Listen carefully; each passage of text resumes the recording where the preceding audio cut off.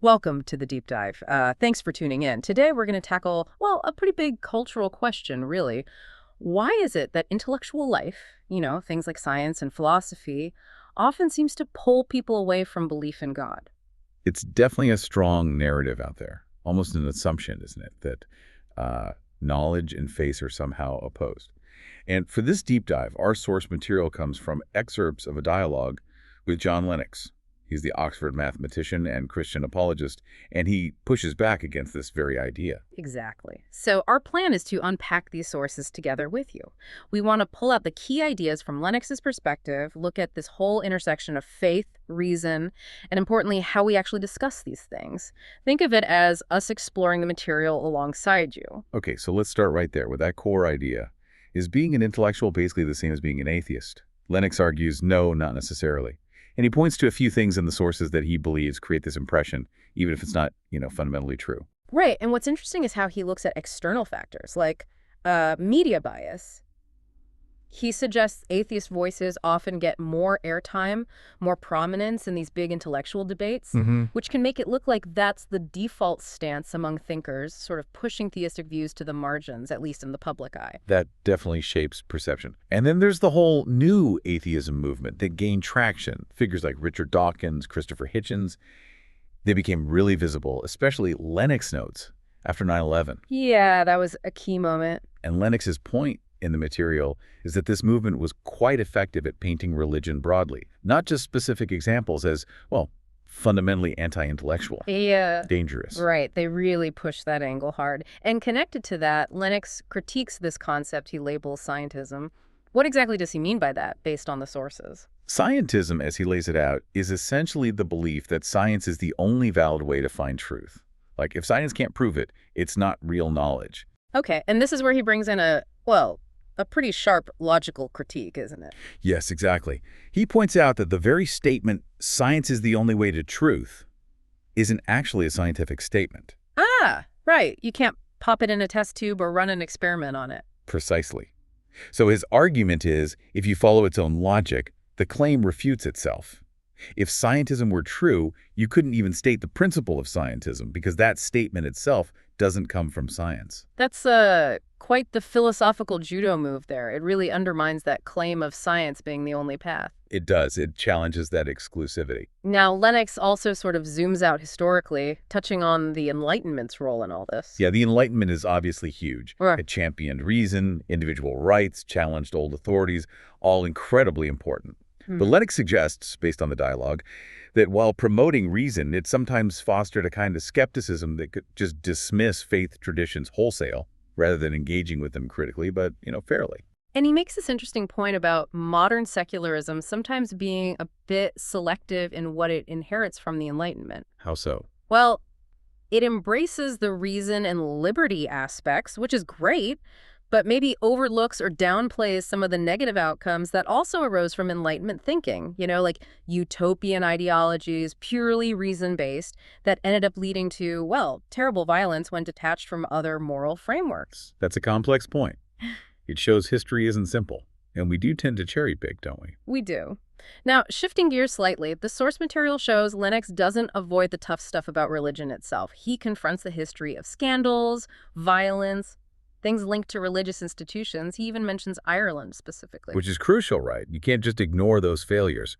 But his counter, drawing from his Christian perspective, is that the founder, Jesus, actually condemned religious hypocrisy and corruption. He makes a clear distinction between the ideals and the often flawed human execution. And he uses that specific story, Jesus, before Pilate. Pilate asks his famous question, what is truth? Right. But ultimately, Pilate finds Jesus isn't guilty of trying to overthrow Rome, finds him no political threat. Yeah, and the insight Lennox pulls from that, according to the source, is really important. True spiritual reality, unlike political power, can't be forced on people. It shouldn't be. Which stands in, complete contrast to religious extremists who use violence or coercion. He sees that as fundamentally misunderstanding the core message. That distinction feels key. Spiritual truth versus, well, earthly power grabs. And that leads into another common critique, one someone like Hitchens often raised, the idea that religious certainty is inherently dangerous, that it leads straight to extremism. Lennox addresses this head on. He draws a line, of a very important one, he argues, between genuine confidence in one's beliefs, which comes from reason and evidence, and kind of rigid, closed-off certainty like fundamentalism. Okay, so confidence isn't the problem, it's the rigid certainty. That's his point. And he talks about the need for intellectual vulnerability, which doesn't mean being wishy-washy, but rather maintaining a lifelong openness to questioning, to listening, to learning, not assuming you've got it all figured out perfectly and forever. That sounds like intellectual humility almost. Very much so. He even shares a personal story about his father during the Troubles in Ireland, taking a moral stand based on the idea that everyone is made in the image of God. That basic respect for the other person, even one you disagree with profoundly, seems foundational for him in avoiding that dangerous dogmatism. That makes a lot of sense. Respect for the person, even if you challenge their ideas. And that really connects to how the source material portrays his approach to dialogue. He engages, debates, but respectfully. Yes, and he gives specific examples, like his first debate with Richard Dawkins in Alabama. They apparently agreed beforehand. Let's present our rational cases, let the audience decide. No personal attacks, just a focus on the arguments. That's quite different from how some debates go. It is. And he mentions his discussions with Christopher Hitchens, too. Even though they disagreed strongly, he notes Hitchens actually acknowledged Lennox's distinction between, quote, bad religion and what Lennox would call true Christianity. Getting an opponent like Hitchens to concede a point like that says something about the interaction. It really does. It highlights the value of, well, reasoned and respectful engagement. Lennox offers a definition of tolerance in the source material that sums this up nicely. He says, to tolerate a person is to disagree with them, but support their right to express their views in public. That definition really hits home today, doesn't it? He actually expresses concern, doesn't he, that this basic democratic value, letting people speak even if you disagree, seems to be fading a bit, this whole cancel culture idea. Yeah, the worry that instead of arguing against ideas, the impulse is sometimes just to shut them down completely. It's a concern he voices in the dialogue. But it's not all pessimistic. Towards the end of the excerpts, Lennox actually points to some potentially hopeful signs, a sort of cultural shift maybe. Yes, he mentions observing younger generations. He specifically names Gen Alpha, showing a renewed interest in the big questions, meaning purpose, even faith. He suggests they might be less convinced that science has all the answers, and perhaps they're looking more for something that gives life a sense of, coherence. Interesting. And he references a study, I think, from the Bible Society about rising church attendance among young people. He does, and his take on that, as presented in the source, isn't just about belief. He sees it also as a search for real community, for some kind of moral grounding in a world that can feel, well, pretty chaotic and fragmented.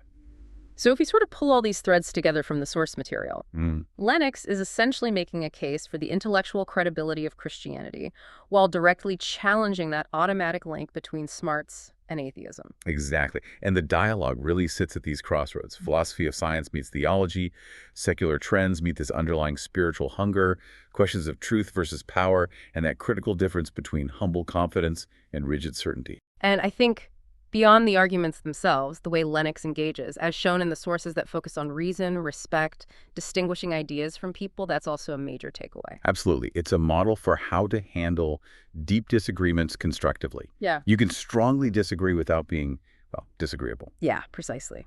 Okay, that brings us towards the end of our deep dive into these source excerpts from John Lennox. But just to leave you with something to chew on, think about that distinction Lennox draws between having genuine confidence in what you believe, a confidence that's still open to questions, to learning, and that hard-edged certainty that just shuts down conversation.